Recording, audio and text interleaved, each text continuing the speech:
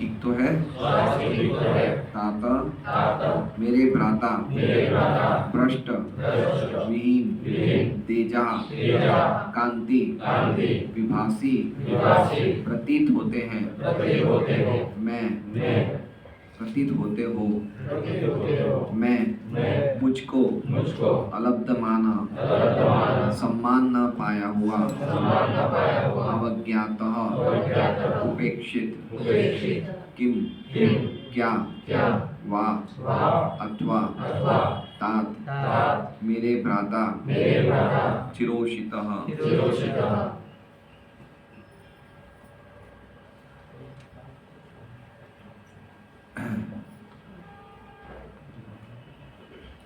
अनुवाद। मेरे भाई अर्जुन, मुझे बताओ कि तुम्हारा स्वास्थ्य ठीक तो है। ऐसा लगता है कि तुम्हारे शरीर की कांति खो गई है। क्या द्वारका में दीर्घ काल तक रहने से, अन्यों द्वारा असम्मान तथा उपेक्षा दिखलाने से ऐसा हुआ है?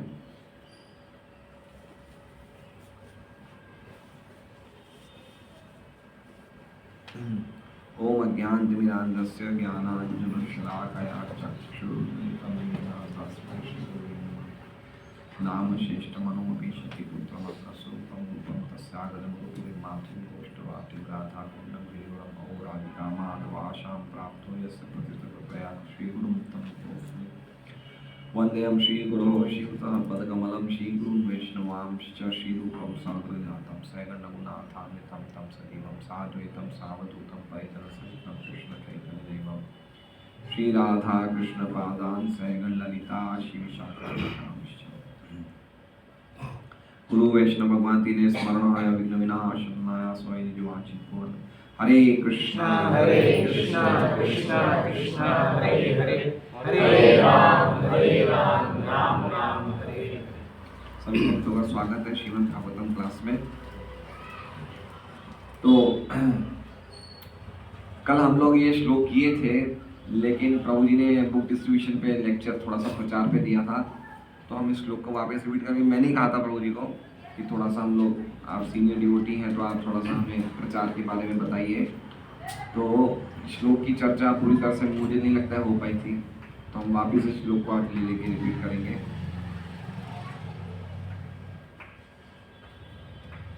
तो श्लोक संख्या 39 में युधिष्ठिर महाराज अर्जुन से उनके क्या कहते हैं, कुशल के बारे में। एक जगह है जब अर्जुन वहां पे आते हैं, क्या कहते हैं,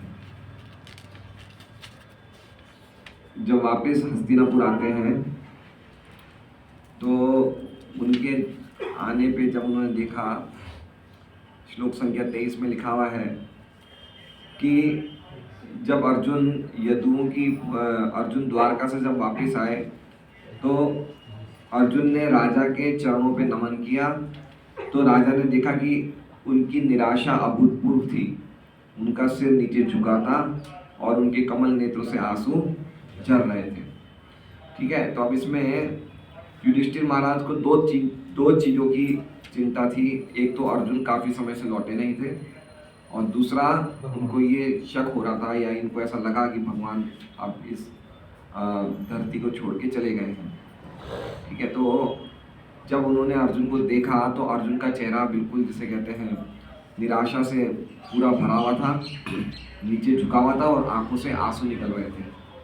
तो अर्जुन से भगवान युधिष्ठिर महाराज ने सबसे पहले तो यदुवंशियों का और भगवान के बारे में पूछा कि वो सब तो ठीक है नहीं है, और फिर अंतिम में युधिष्ठिर महाराज ने ये निष्कर्ष निकाला कि जब तक भगवान है तब तक तो सब कुछ समृद्धि, यादवों की समृद्धि और सभी कुशलता है।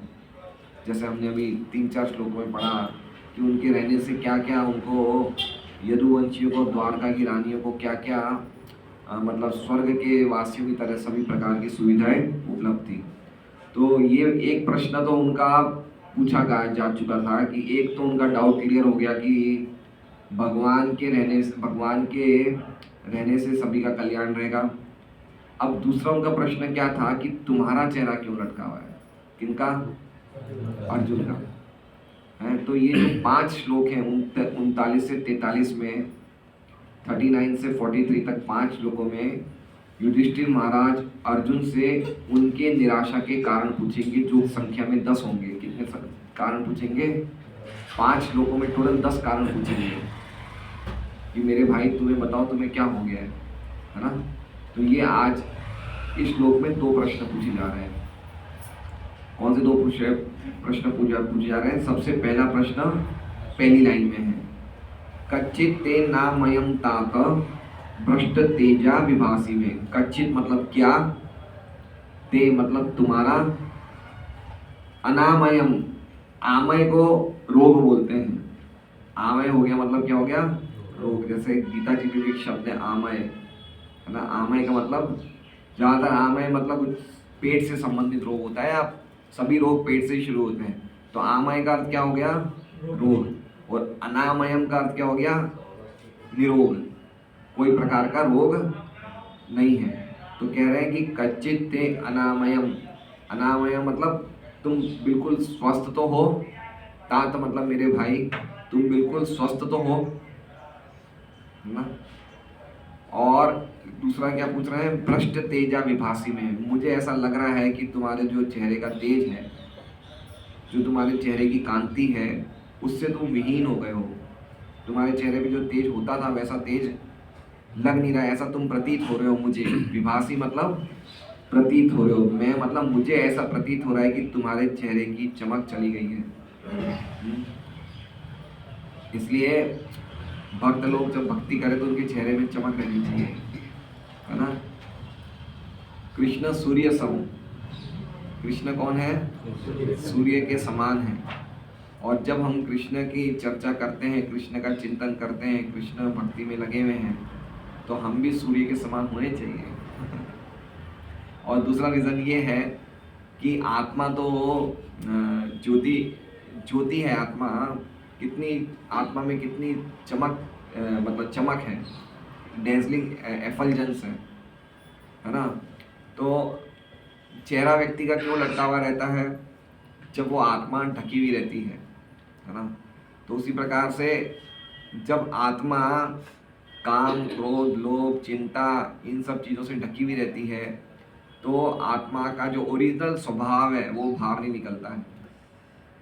इसलिए जब हम कृष्ण भक्ति में अभ्यासरत हैं और हम अच्छी तरह से भगवान अपने पास, हमारे पास जो भी रिसोर्सेस हैं, हमारे पास जो भी भगवान ने हमें चीज़ें दी हैं, अगर उसको हम अच्छी तरह से कृष्ण सेवा में लगा रहे हैं तो ग्रेजुअली हमारे चेहरे पे चमक आनी चाहिए।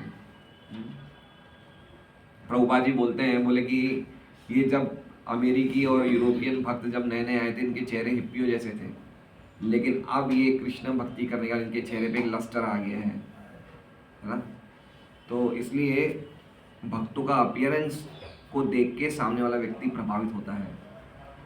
तो हम लोग प्रचार करते हैं, कहीं भी जाते हैं, तो हमारा अपीयरेंस कैसा होना चाहिए? बिल्कुल चीयरफुल होना चाहिए, चिंतामय नहीं होना चाहिए। नहीं तो व्यक्ति जो सामने वाला, तो हर एक व्यक्ति जो भक्त नहीं है वो तो चिंतामय है ना। कृष्ण भक्त शांत अतएव निष्काम। कृष्ण भक्ति प्रसन्नचित होता है, और बाकी जो भी कृष्ण भक्त नहीं है वो प्रसन्नचित नहीं है। तो वह कृष्ण भक्त प्रसन्नचित नहीं होंगे तो सामने वाला व्यक्ति कैसे उससे कुछ उसको मिलेगी प्रेरणा। इसलिए पर्टिकुलरली हम लोग जो साधना कर रहे हैं, जो प्रचार कर रहे हैं, उनको हमेशा चीयरफुल रहना चाहिए। और face is the index of mind, है ना। आपके मन में अगर कुछ चिंताएं हैं, परेशानी है, तो वो आपके चेहरे पे आ जाता है। तो पूर्व काल में इस प्रकार के महान महान राजा थे या बड़े बड़े ऋषि थे, वो व्यक्ति के चेहरे को देख के पहचान लेते थे कि इसके कुछ समस्या है। जैसे अगर हम देखेंगे कि राजा चित्रकेतु थे, उनके पुत्र नहीं था, संतान नहीं था, और वो बड़े परेशान रहते थे। उनका चेहरा जो था, मतलब हमें तो नहीं पता उनका चेहरा क्या था, लेकिन जब वो अंगिरा ऋषि उनके राज दरबार में आते हैं तो अंगिरा ऋषि उन्हें देखते ही बोलते हैं, तुम्हारे चेहरे को क्या हो गया है, तुम ऐसे कैसे लग रहे हो। तो इसलिए व्यक्ति का जो अपीयरेंस होना चाहिए, पर्टिकुलरली भक्तों का, वो भगवान का नाम ले रहे हैं, प्रसाद ले रहे हैं, अब किस बात की चिंता है। अच्छी तरह सो रहे हैं। तो अगर हाँ वो वही मैं कह रहा हूँ, अगर हमारे पास जो भी हमें भगवान ने रिसोर्सेज दिए हैं, अगर हम अच्छी तरह कृष्ण भक्ति में लगा रहे हैं, तो स्वभावतः हमारे चेहरे पे, हमारे हृदय में प्रसन्नचित्ता आएगी। और अगर हमारे पास जो कुछ है उसमें हम कृपणता बता रहे हैं, क्या बता रहे हैं? कृपणता मतलब कंजूसी बता रहे हैं, तो हमारे चेहरे पे वो तेज या वो प्रसन्नचित्त स्वभावता नहीं आएगा। इसलिए जो कुछ भी हमारे पास है उसको कृष्ण सेवा में लगाने से हम लोग प्रसन्न होते हैं। क्योंकि कृष्ण कृष्ण कौन है? कृष्ण कौन है? हैप्पीनेस पर्सोनिफाइड, मूर्तिमान स्वानंद है, परम आनंद है। तो अगर हम कृष्ण के साथ कांटेक्ट रहे हैं तो हम कृष्ण की चेतना को शेयर करते हैं। कृष्ण की चेतना क्या है? कृष्ण की चेतना क्या है? परम आनंद। तो अगर हम कृष्ण के साथ शेयर कर रहे हैं तो हमारे में भी आनंद दिखना चाहिए। तो आज का हम देखते हैं 1.16.19 पढ़ेंगे इसमें। तो 1.16.19 में बहुत अच्छा बता रहे हैं प्रभुपाद जी। है आपके पास फर्स्ट कैंटो? आज मैं सुबह 1.16.19 वाला तात्पर्य पढ़ रहा था, तो वो तात्पर्य से आज के तात्पर्य की थोड़ी सी, आज के श्लोक की थोड़ी सी वो मिली मुझे, क्या कहते हैं, कुछ 1.16.19 देखते हैं हम क्या लिखा हुआ है तात्पर्य। आ गया सब में? खोलिए पेज 1.16.19 तात्पर्य। क्या लिखा है? इस कलयुग में विश्व भर के लोग सदैव चिंताग्रस्त रहते हैं, हर एक किसी न किसी रोग से ग्रस्त है। इस युग के लोगों के चेहरों से उनके मनों की बात पढ़ी जा सकती है।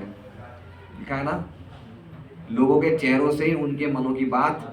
तो हम देख सकते हैं कि कैसे लोग परेशान हैं, लोगों के चेहरों से पता चल जाता है। लोग उनके उनके चेहरों से ही देख के हमें लग जाता है कि वो व्यक्ति कितना चिंतित है, कितना ज़्यादा वो मतलब भागा दौड़ी में लगा हुआ है। और उसके चेहरे से पता चल जाता है कि ये व्यक्ति तो बिल्कुल भी, एक्चुअली में ये बहुत बड़ा साइंस है कि व्यक्ति के चेहरे से, व्यक्ति के चलने के तरीके से, व्यक्ति के हाव भाव से सामने वाला व्यक्ति उसको रीड कर लेता था, है ना।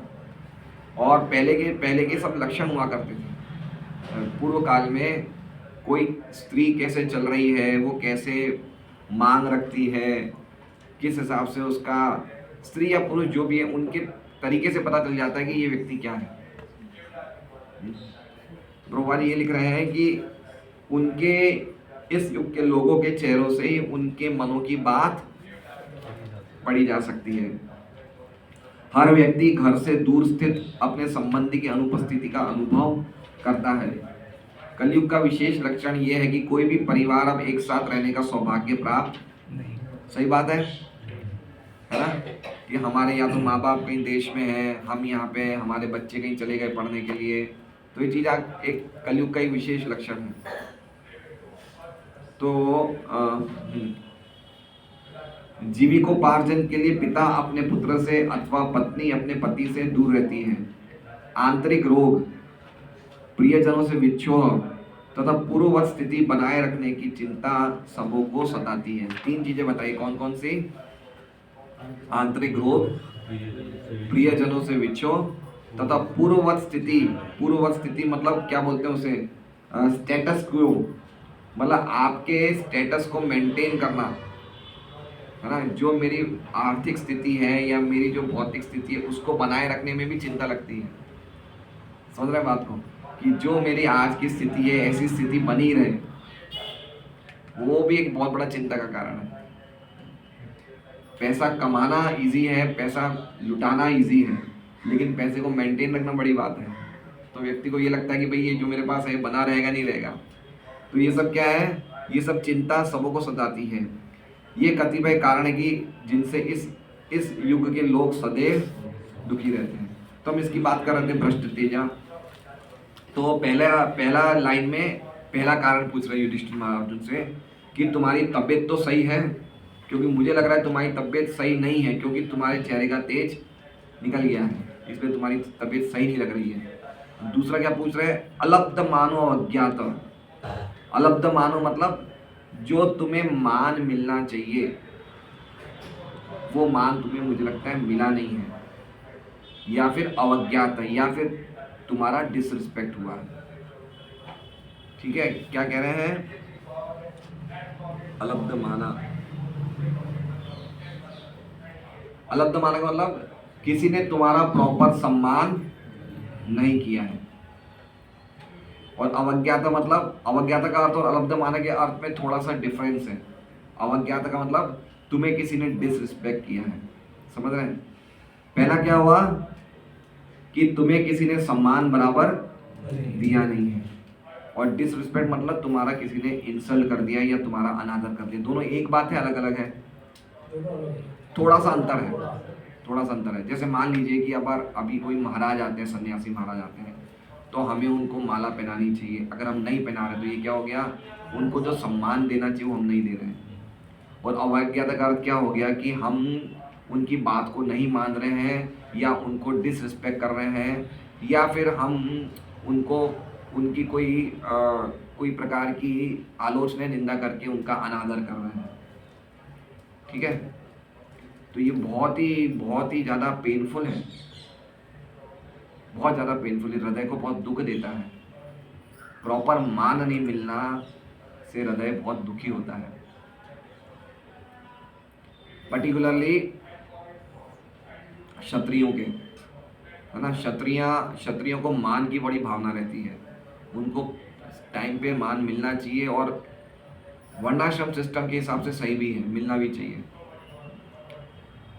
तो क्या कह रहे हैं युधिष्ठिर महाराज? दूसरा प्रश्न क्या पूछ रहे हैं कि कहीं ऐसा तो नहीं हुआ कि जो तुम्हें सम्मान बराबर तुम्हें नहीं मिला है, या फिर किसी ने तुम्हारा अनादर किया है। किम मतलब क्या, वहाँ मतलब अथवा, तात मतलब मेरे भाई, चिरोषित, चिरोषित वाला समझ रहे हैं? चिरोषित मतलब तुम लोग तुम ज़्यादा वहाँ पे रह लिए 7 महीने, इसलिए तुम्हारा लोगों ने सम्मान करना कम कर दिया। ये बहुत इंपॉर्टेंट पॉइंट है। जब हम कोई जगह ज़्यादा टाइम रह जाते हैं तो वो जो एक सम्मान हमें मिलना चाहिए वो, इसे इंग्लिश में प्रभुपाद जी अपनी बुक्स में लिखते हैं, फेमिलियरिटी ब्रीड्स कंटेम्प्ट। जैसे मान लीजिए कि अगर गुरु महाराज यहाँ पे ऊपर गोपाल नगर में ऊपर वाले कमरे में ठहरे हैं, 2 दिन तक ठहरे तो हम बहुत अच्छी तरह जोश में रहते हैं।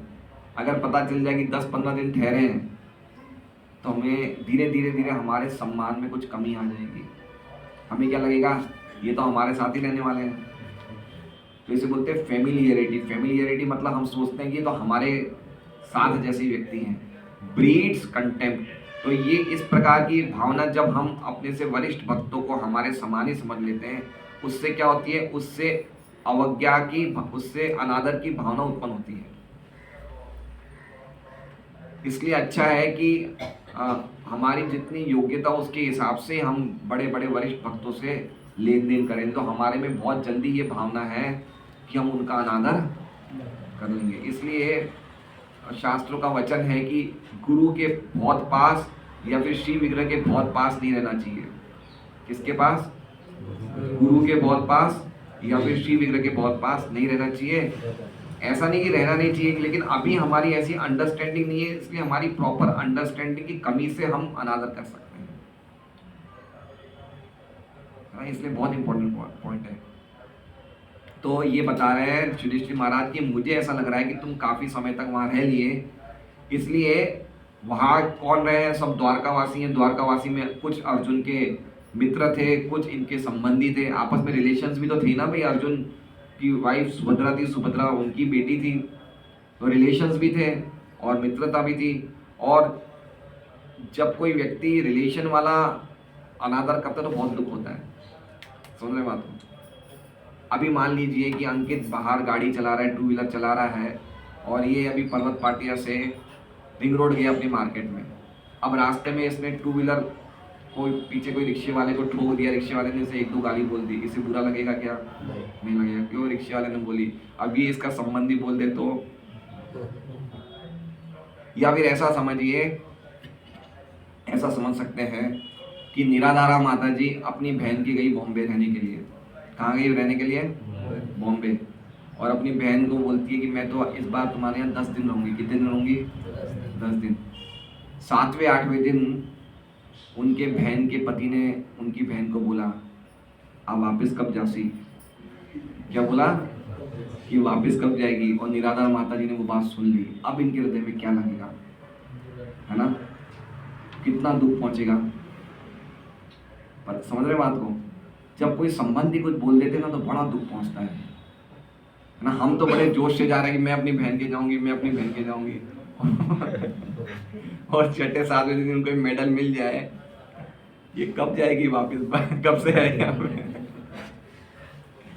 तो ये इसे कहते हैं अलब्ध माना। एक मान जो मिलना चाहिए वो नहीं मिलता है। और देखिए हम ध्रुव महाराज के इंस्टेंस में देख सकते हैं, उनकी माँ ने इतना ही तो बोला था कि तुम इसमें अपने पिता की गोद में नहीं बैठ सकते। उन्होंने कितनी बड़ी उसको, कितना बड़ा उसको वो ले लिया, है ना? 5 साल के बच्चे थे वो, लेकिन उनमें क्या क्षत्रिय स्पिरिट थी, वो चीज़ को सहन नहीं कर पाए। इसलिए बहुत इंपॉर्टेंट पॉइंट है कि प्रॉपर रिस्पेक्ट मिलनी चाहिए, प्रॉपर रिस्पेक्ट देनी चाहिए हमें।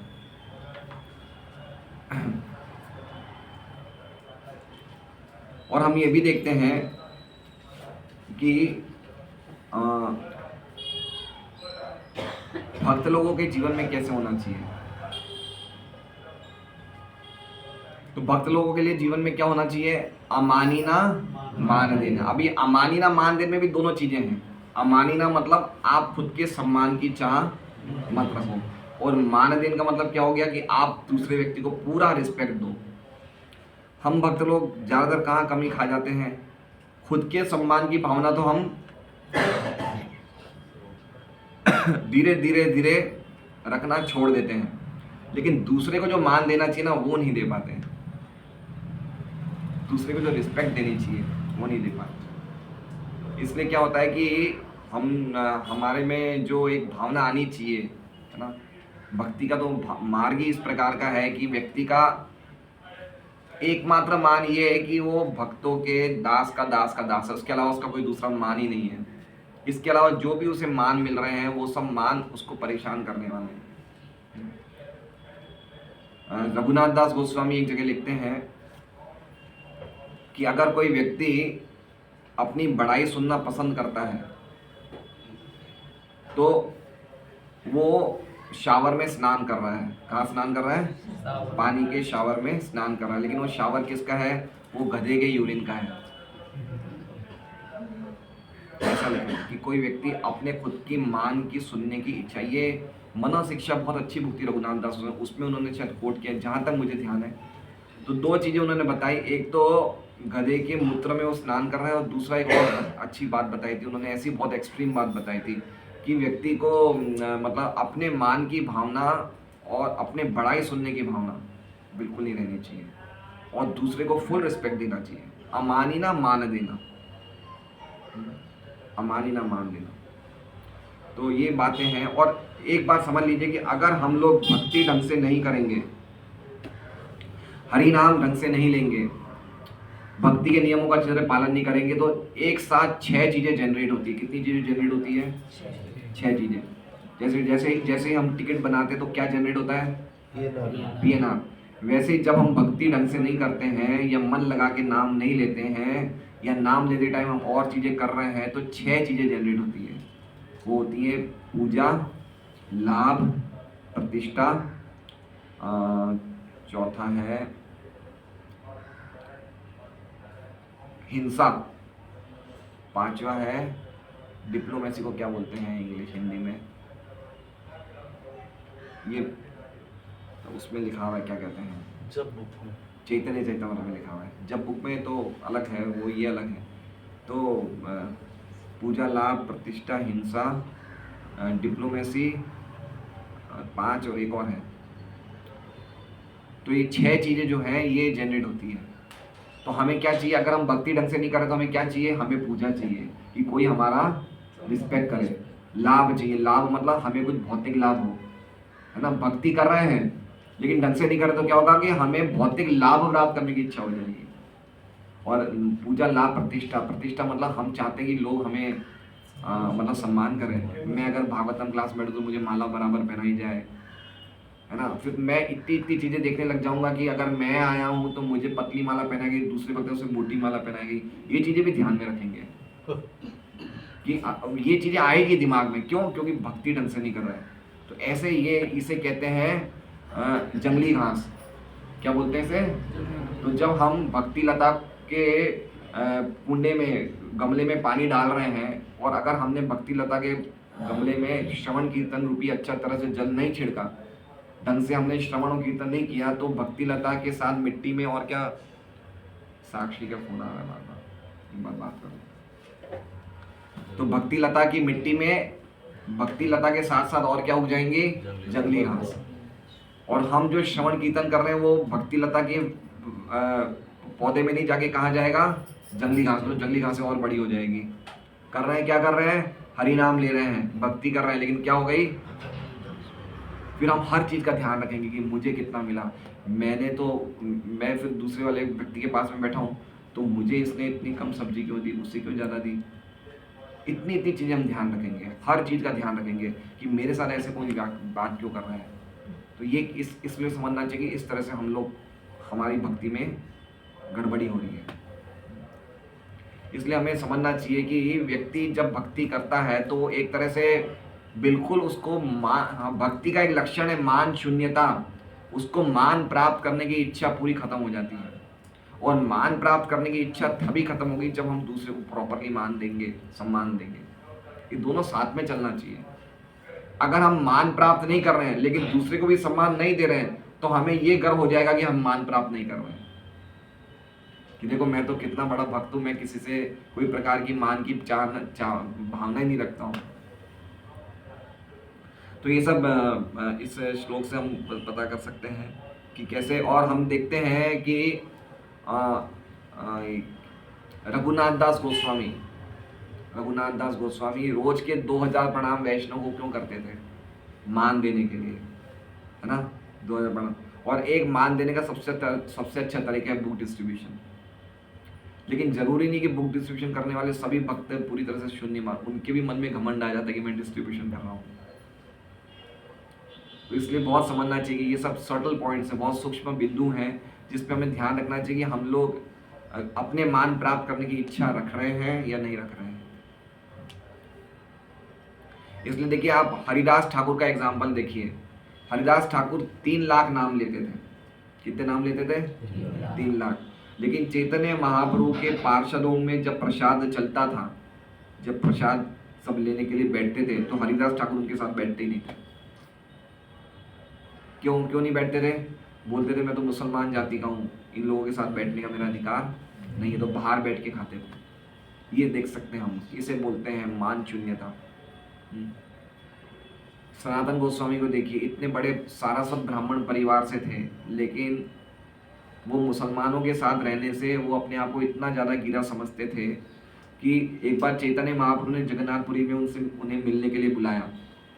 तो उनके घर पे जाने का रास्ता था, चैतन्य महाप्रभु के घर पे गंभीरा में जाने का रास्ता था कि आप सिंह द्वार से होते हुए गंभीरा में जाओगे। सिंह द्वार मतलब जगन्नाथपुरी का ईस्ट गेट, पूर्वी द्वार।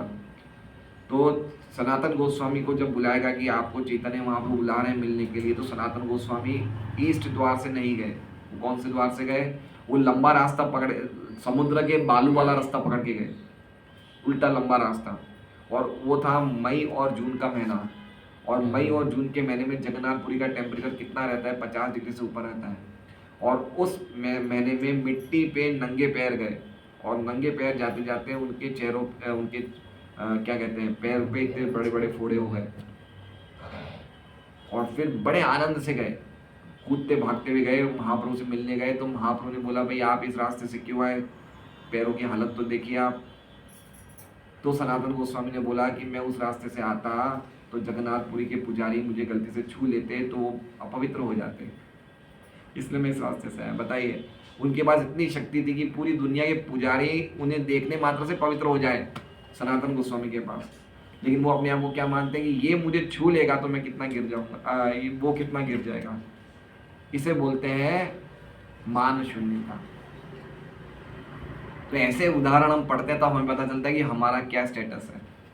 हम कितनी जल्दी बुरा मान जाते हैं, चीज़ों को कितनी जल्दी हम मतलब किसी ने हमें कुछ बोल दिया तो हमसे रहा नहीं जाता है। और एक बहुत बड़ा उदासी का कारण है, जब व्यक्ति कुछ अपमान सहन करता है तो उसको उसको अच्छा नहीं लगता है, उसको बहुत ज़्यादा डिस्गस्टिंग लगता है, इंसल्टिंग लगता है। और शरीर के जो वो होते हैं, बाण होते हैं, या शरीर से मारा गया, हाथ पैर से मारा गया तो व्यक्ति भूल जाता है, लेकिन जो वाणी के बाण है वो व्यक्ति भूल नहीं पाता है। एक कालिदास थे, क्या नाम है, कितने बजे, 7:53। एक कालिदास, एक चैतन्य महाप्रभु के भक्तों में एक कालिदास थे। वो कालिदास का क्या नियम था कि जितने भी वैष्णव भक्त थे सबका झूठा खाते थे। क्या खाते थे? झूठा।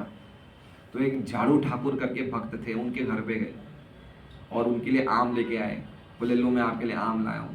तो दोनों पति पत्नी ने खूब सारे आम खाए और आम के छिलके और गुठलियाँ पहले केले के पत्तों पे खाते थे, तो केले के पत्तों में उन्होंने रैप करके आम की गुठली और आम के छिलके सब रैप करके उनके बाहर जो कचरे की डस्टबिन था उसमें डाल दिया।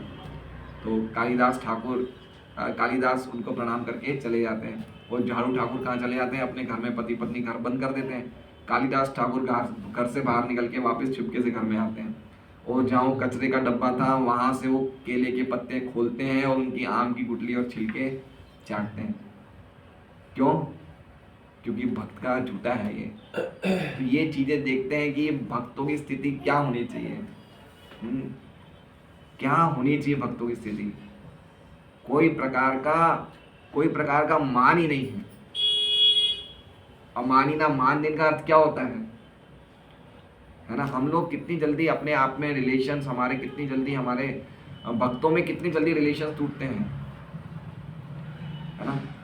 एक बात समझिए, परिवार वालों में आपस में एक परिवार है जिसमें माता पिता, भाई बहन, बाप बेटे, पति पत्नी सब रहते हैं, उनमें अगर कोई कुछ बुरा बोल दे तो हमें इतना खराब नहीं लगता है, लेकिन अगर भक्तों में किसी ने कुछ बोल दिया तो हमें कितना खराब लगता है?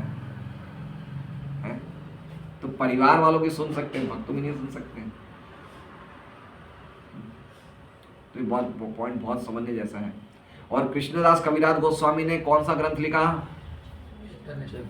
चैतन्य चैतामृत लिखा। लेकिन कृष्णदास कविराज गोस्वामी क्या बोलते हैं कि मैं जो हूँ, मैं लेटरिन में जो कीड़े होते हैं उससे ज्यादा मैं गिरा हुआ हूँ। जगाई मादाई हाइते मुझसे पापेश, पुरुषे कीड़े थे मुझसे लगेस्ट, मोर नाम सुने ये तार पाप है, मोर नाम लिए तार पुण्य क्षय।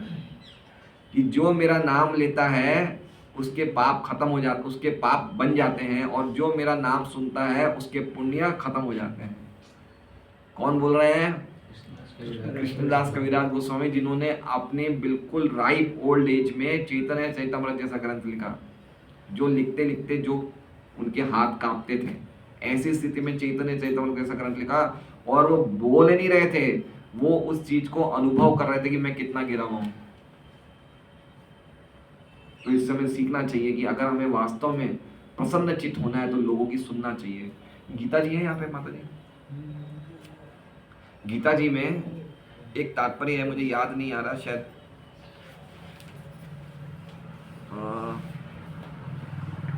16th चैप्टर का है, जिसमें प्रभुपाद जी एक लाइन बोलते हैं, जो लाइन हम लोग अपनी बुक में ऊपर ब्लॉक लेटर्स में, कैपिटल लेटर्स में लिख सकते हैं, जो हमें बहुत हेल्प करेगी। ये मुझे लगता है देवी गुणों में ही है, पहले 3 श्लोकों में है।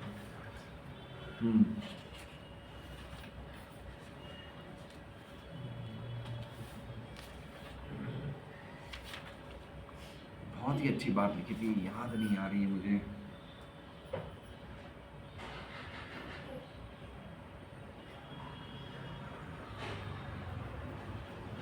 मतलब उसमें लिखा था टॉलरेंस किसे बोलते हैं।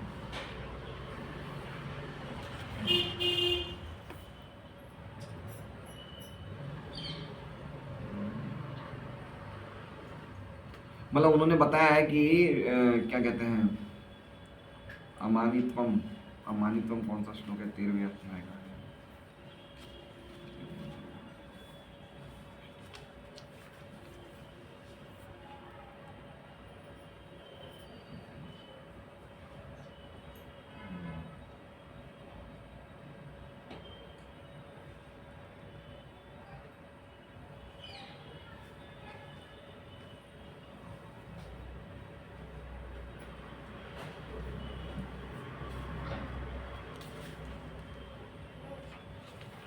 एक जगह तो ये लिखा हुआ है, यहाँ पर ज्ञान की जो 13वें अध्याय का ये 8वें श्लोक से लेके 12वें श्लोक के तात्पर्य में है। जो मैं ढूंढ रहा था वो तो मुझे नहीं मिला, लेकिन ये भी मिलता जुलता है, ये हम पढ़ लेते हैं, फिर वो मुझे मिलेगा तो वो कल सुना दूंगा आपको। इसमें लिख रहे हैं कि विनम्रता का अर्थ है कि मनुष्य को अन्य द्वारा सम्मान पाने के लिए इच्छुक नहीं रहना चाहिए। हम देहात्म बुद्धि के कारण अन्यों से सम्मान पाने के भूखे रहते हैं। किसके कारण? देहात्म बुद्धि के कारण हमें क्या लगता है कि हमें सम्मान मिलना चाहिए। लेकिन पूर्ण ज्ञान से युक्त व्यक्ति की दृष्टि में जो ये जानता है कि वो शरीर नहीं है, इस शरीर से संबद्ध कोई भी वस्तु सम्मान या अपमान भी व्यर्थ है। कोई आपका अपमान कर रहा है, आपको किसी ने गाली बोल दी या आपको किसी ने बहुत ज़्यादा इंसल्टिंग वर्ड्स बोल दिए, तो आपका गया क्या? आपका ओरिजिनल स्वभाव तो खराब हुआ ही नहीं ना। ओरिजिनल स्वभाव क्या है कि हम भगवान के दास हैं। वो आपका अस्तित्व तो वो चीज़ तो आपकी खराब हुई नहीं है। और इसके अलावा वो जो भी आपकी बुराई भला जो भी कर रहा है वो तो आपके शरीर का कर रहा है। आपका ओरिजिनल जो स्टेटस है वो तो एज इट इज़ है कि आप भगवान के दास, वो तो आपसे कोई छीना नहीं जा सकता है। तो ना तो आपको मान से प्रभावित होना चाहिए, ना ही अपमान से प्रभावित होना चाहिए। इस भौतिक छल के पीछे पीछे दौड़ने से कोई लाभ नहीं है। लोग अपने धर्म में प्रसिद्धि चाहते हैं, अतः वे देखा गया कि कोई व्यक्ति धर्म के सिद्धांतों को जाने बिना ही ऐसे समुदाय में सम्मिलित होते हैं। हाँ, तो वही है। एक ये बताया, एक और है, मैं ढूंढ के बताऊँ, मुझे ऐसा याद नहीं आ रहा कहाँ मैंने पढ़ा था। उसमें प्रभुपाद जी लिख रहे हैं कि सहिष्णुता का अर्थ है कि आप प्रैक्टिस करो इंसल्ट प्राप्त करने के लिए। समझ रहे हैं? आप अभ्यास करो कि आपको इंसल्ट मिले, उसके लिए अभ्यास करो और उसमें आप विचलित ना हो। बहुत अच्छी, मुझे याद नहीं आ रहा कौन से श्लोक में, देखूंगा कल मैं। तो पॉइंट यही है कि हमें देखना चाहिए कि हम लोग किस प्रकार से इस चीज़ से मुक्त हो रहे हैं या नहीं हो रहे हैं। तो अब तात्पर्य पढ़ेंगे प्रभुपाद जी का। पहले हम श्रीधर स्वामी के पढ़ लेंगे, लेट हो गया, 8 बज गए। अनामयम का अर्थ है आरोग्य। संबंधियों के पास से मान प्राप्त नहीं हुआ। अब इसमें लिखा है संबंधियों के पास से, मतलब श्रीधर स्वामी स्पष्ट बता रहे हैं कि मान जब संबंधियों से नहीं मिलता तो बहुत दुख होता है। दक्ष प्रजापति और सती के केस में ऐसे ही हुआ। सती गई अपने पति से विरोध करके अपने पिता के पास, लेकिन जब उनके पिता ने उनको कोई भी प्रकार की रिस्पेक्ट नहीं दी तो सती ने सुसाइड कर लिया। बाप ने बेटी को कोई रिस्पेक्ट नहीं दी तो बेटी ने सुसाइड कर लिया। तो पर्टिकुलरली जो मान प्राप्त नहीं होना वो किससे संबंध में लिखा है श्रीधर स्वामी ने? संबंधियों से मान प्राप्त नहीं होना। और वो जब हमारा डिसरिस्पेक्ट करते हैं, अनादर करते हैं, तो हमें बहुत खराब लगता है। तो उसके हिसाब से वो कह रहे हैं अवज्ञात, तिरस्कार हुआ, निग्लेक्ट कर दिया। निग्लेक्ट मतलब समझिए, जैसे मान लीजिए कि अभी मैं गोपाल प्रभु और जयश्री माता जी के घर पे आऊँ और मैं इनके घर पे आ रहा हूँ और ये मुझे देख के निग्लेक्ट कर रहे हैं, मेरी तरफ देख नहीं रहे, तो मुझे ऐसा लग रहा है कि मैं थोड़ा अपने आप को इंसल्टिंग फील कर रहा हूँ। समझ रहे बात को? इन्होंने मेरी तरफ ना देखना बंद कर दिया, ना ही कोई स्माइल कर रहे हैं, तो मुझे क्या लगेगा कि मैं यहाँ आ रहा हूँ, वो इनका मेरा आना इनको अच्छा नहीं लग रहा है। तो ये एक तरह से पति पत्नी बात नहीं करते हैं या पति जानबूझ के पत्नी से बात नहीं करता, तो ये बहुत बड़ी हिंसा है पत्नी के प्रति। बात नहीं करना भी हिंसा है। क्यों? क्योंकि उसको जो एक मान मिलना चाहिए वो मान नहीं मिल रहा है। इसलिए संबंधियों के तरफ, जब आपस में संबंधियों में ऐसा होता है तो बहुत ज़्यादा हृदय को दुख पहुंचता है। और फिर बता रहे हैं चिरोषित मतलब काफ़ी समय से तुम वहाँ रह रहे हो, इस कारण से तो ऐसा नहीं हुआ। ये श्रीधर स्वामी की टीका है। और बाल प्रबोधिनी में भी अच्छी बात बताइए। युधिष्ठिर महाराज अर्जुन को कह रहे हैं कि तुम मेरे से बिल्कुल निर्भय होकर बोलो। क्या बोल रहे हैं? कि जो तुम्हारा कारण है दुख का वो मुझे बिल्कुल स्पष्ट रूप से बताओ, क्या बात है। मेरे आगे तुमको कुछ कहने में कोई चिंता नहीं होनी चाहिए, क्योंकि मेरे छोटे भाई होने के कारण तुम मेरे पुत्र तुल्य हो। है ना? बड़ा भाई एक तरह से बाप होता है। बड़ा भाई जो घर का होता है उसकी एक तरह से पोस्ट बाप की तरह होती है, और छोटे भाई को बेटों की तरह उसे मानना चाहिए। तो कह रहे हैं कि क्योंकि मेरे छोटे भाई होने के कारण तुम मेरे पुत्र तुल्य हो, इसको सूचित करने के लिए यहाँ पे तात शब्द कह रहे हैं। तात क्यों कह रहे हैं? तात बेटे को बोला जाता है, समझे? तात शब्द कितनी जगह इस्तेमाल किए यहाँ पे? दो जगह। दो कारण बताए, दो जगह इस्तेमाल किया। तो तात मतलब बेटा होता है। तो तुम ऋषि मार कह रहे हो चूंकि तुम मेरे पुत्र तुल्य हो, मेरे छोटे भाई हो, पुत्र तुल्य हो, इसलिए तात शब्द इसको सूचित करता है। अब प्रभुपाद का तात्पर्य पढ़ लेते हैं हम। महाराज युधिष्ठिर ने सभी प्रकार से अर्जुन से द्वारका का कुशल क्षेम पूछा, लेकिन उन्होंने अंत में यही निष्कर्ष निकाला कि जब तक स्वयं भगवान कृष्ण वहां थे तब तक कोई अशुभ घटना नहीं घट सकती थी। लेकिन साथ ही अर्जुन कांतिहीन लग रहे थे, अतएव राजा ने उनसे उनकी कुशलता पूछी और साथ ही अन्य महत्वपूर्ण प्रश्न भी पूछे। तो आज हमने दो प्रश्न देखे। पहला क्या था कि तुम्हारा चेहरा, तुम्हारा स्वास्थ्य ठीक है, तुम्हारा चेहरे में चमक नहीं रही है। और दूसरा पूछा कि तुम्हें अपने संबंधियों से ज़्यादा समय रुकने के कारण क्या जो सम्मान मिलना चाहिए नहीं मिला, या फिर किसी ने तुम्हारा अनादर किया। दो प्रश्न पूछे। हरे कृष्णा।